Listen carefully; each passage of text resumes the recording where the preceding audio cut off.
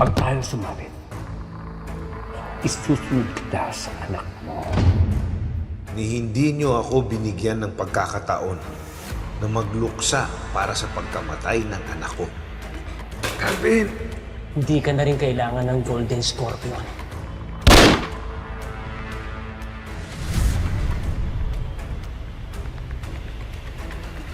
At pagkatapos ng lahat ng ginawa ko para sa sindikato, ito ang gagawin niyo sa akin?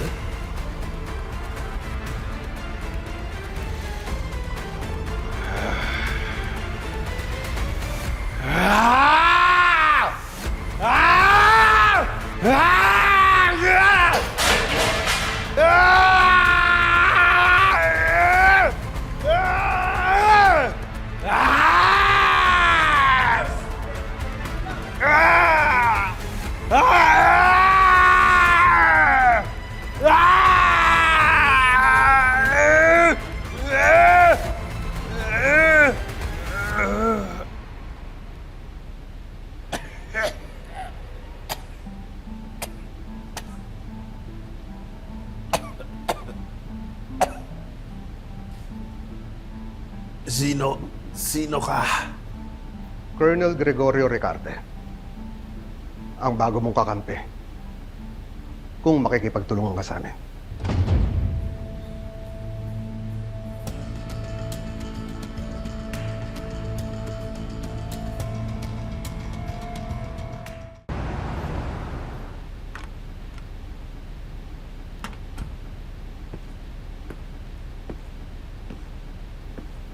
Ano decision mo? Makikipagtulungan ka na ba sa amin? Hindi ako tanga, Chief.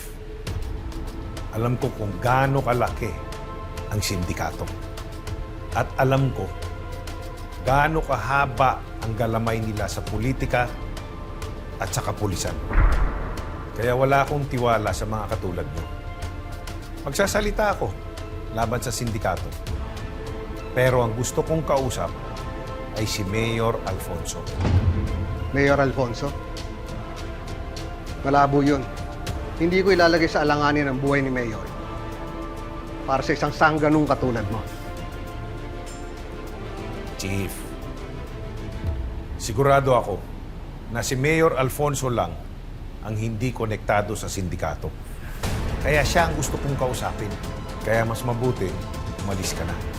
Nag-aaksaya ka lang ng oras ko eh.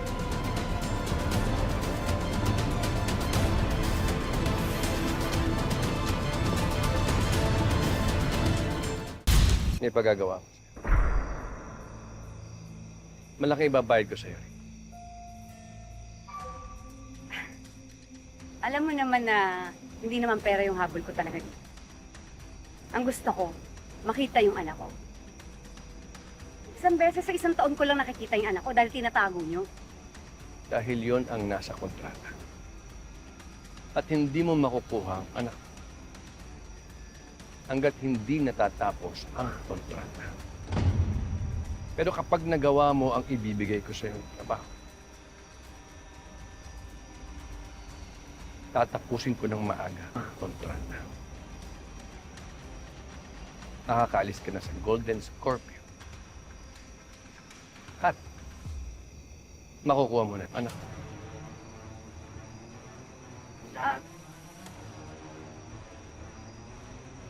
Ano ba gagawa nyo? Patayin mo si Mona. Patayin mo si Black Rider.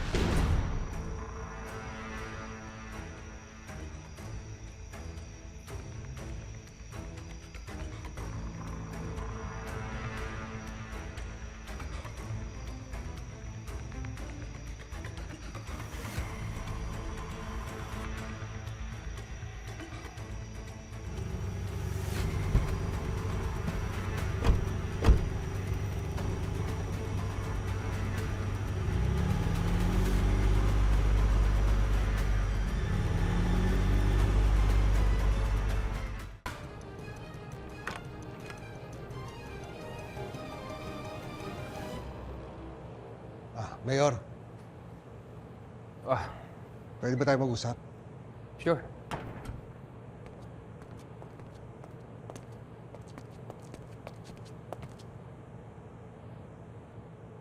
Bakit ako gusto mong makausap ng nahuli ninyo? Bakit hindi ikaw o si General Policarpio? Sa inyo lang siya nagtitiwala, Mayor. Anong ibig sabihin? Pag nag-usap kami, sisuwalat niya lahat. Yung mga alam niya o yung mga kasama niya. Posible. Depende po yan sa usapan ninyo. Pero huwag po kayo mag-alala. Ako mismo mag-escort sa inyo para sa kaligtasan nyo. Kaya ba ina-advise mo sa akin na huwag ka muna isa-publiko yung nangyaring pagsugod sa safe house dahil hindi natin alam kung ano talaga nangyari doon, kung sino kasama niya, kung sino kasabwat niya, ganun ba? Siya lang makakasagot sa mga tanong nyo, Mayor.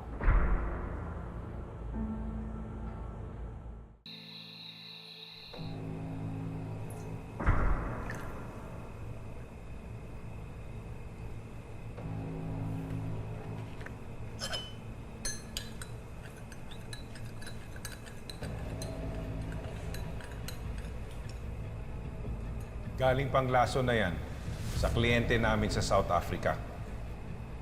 Oras na ininom ng isang tao yan, siguradong atakihin ang puso niya.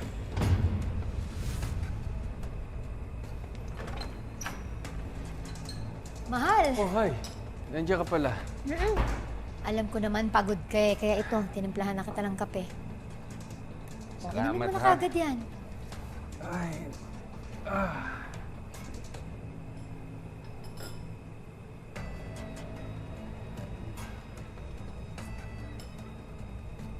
Kumusta ang trabaho? eto. Nakakapagod. Kasi, Siyempre, marami inisip. Maraming ginagawa. gaya ng... Gaya ng... Tatanda mo yung lalaking sumugod sa safe house? Ayun, gaya nun. Na-hospital arrest yun eh. Gusto daw akong makausap. Ano ba pangalan nun? Nolan Garcia. Anong meron sa kanya? Yun nga. Re-request kung pwede daw akong makausap. Personal, ha? Pakaramdam ko, mukhang meron sasabihin tungkol sa grupo niya.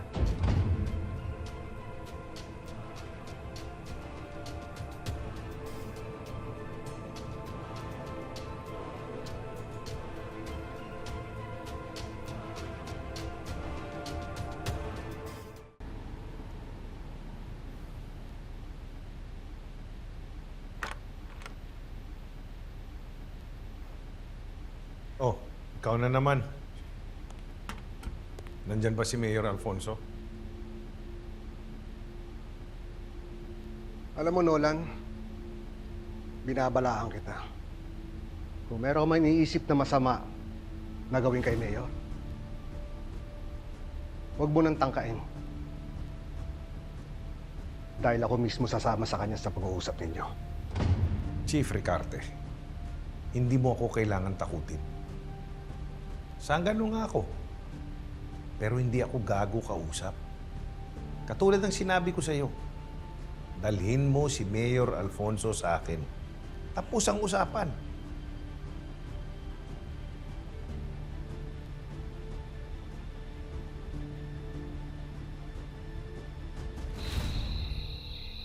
Confirm ito ni Sasha. Bukas, pupunta si Alfonso sa ospital, dadalawin si Nolan. Wala ba tayong gagawin? Kapag nag-usap itong dalawang ito, sasabihin Nolan lahat ng pangalan natin. Huwag ka mag-alala, Senator. Naayos ko na yan. Sinisiguro ko sa'yo na hindi sila mapang-aabot.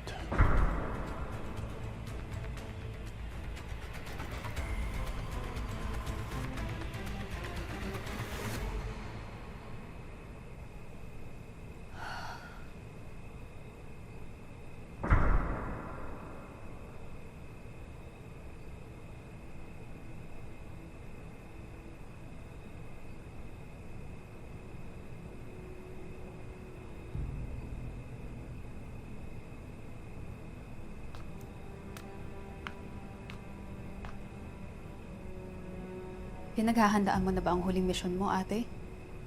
Si Black Rider?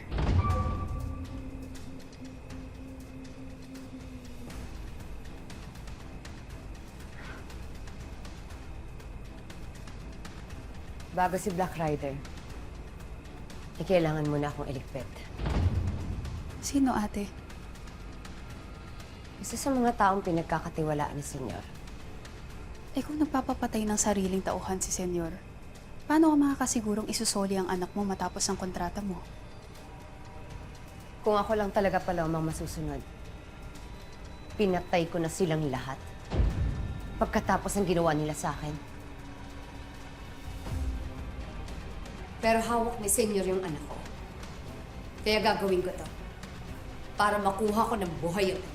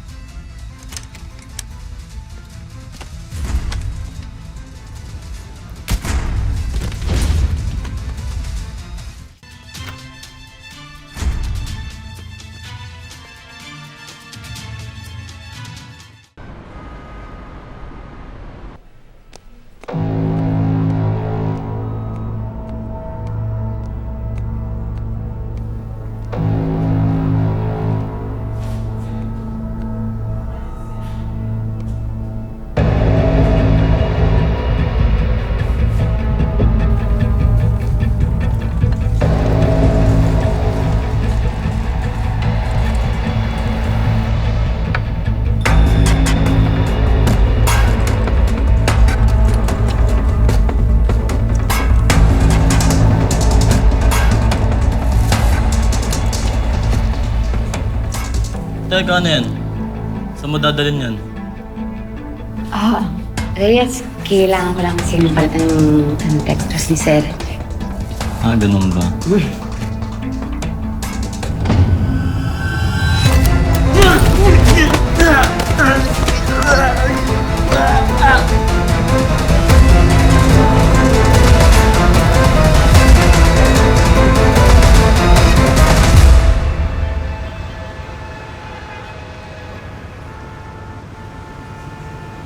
Chief.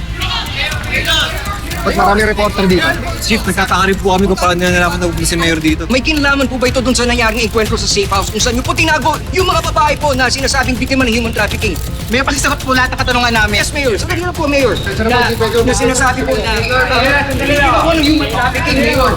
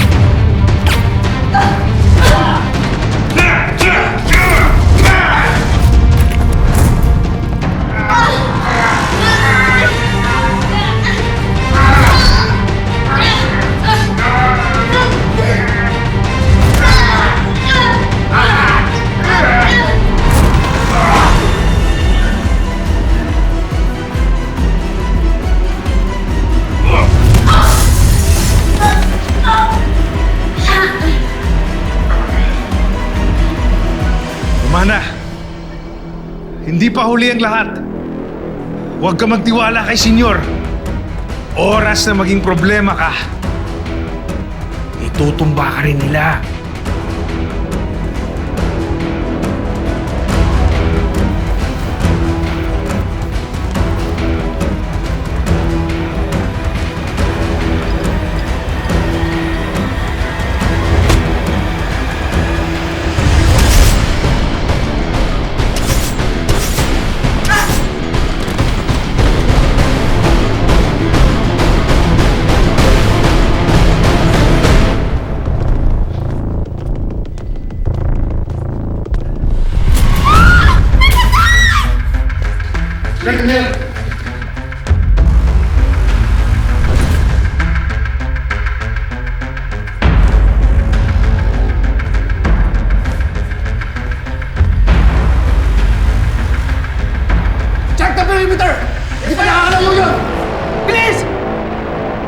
Ano nangyari dito?